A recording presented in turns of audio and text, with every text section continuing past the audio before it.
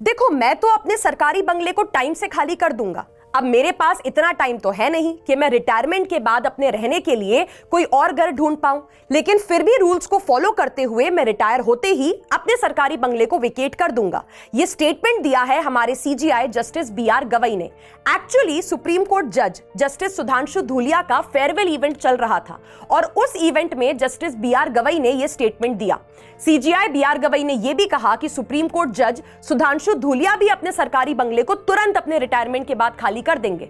लेकिन एक supreme court जज के फेयरवेल इवेंट पर यह सब कहने का क्या सेंस बनता है? लोगों का मानना है कि जस्टिस बीआर गवई का यह बयान एक टॉन्ट, एक ताना था जस्टिस डीवाई चंद्रचूड़ के खिलाफ, जिन्होंने अपने रिटायरमेंट के काफी महीनों के बाद भी उन्हें मिले सरकारी बंगले को खाली नहीं किया था। जस्टिस डीवाई चंद्रचूड़ को सीजीआई बनते वक्त जो बंगला सरकार ने दिया था उसे उन्होंने पिछले महीने तक भी वेकेट नहीं किया था, जिस पर सुप्रीम कोर्ट ने केंद्र सरकार को एक लेटर लिख के कहा था कि जस्टिस डीवाई चंद्रचूड़ से कह के उस बंगले को खाली करवाया जाए। इस पर डीवाई चंद्रचूड़ ने सफाई भी दी थी कि उनकी 2 बेटियों के चलते वो दिल्ली में एक सूटेबल घर नहीं ढूंढ पा रहे थे, जिसके चलते उन्हें सरकारी घर खाली करने में लेट हो गया। वैसे डीवाई चंद्रचूड़ इस महीने की स्टार्टिंग में उस बंगले को वेकेट कर चुके हैं।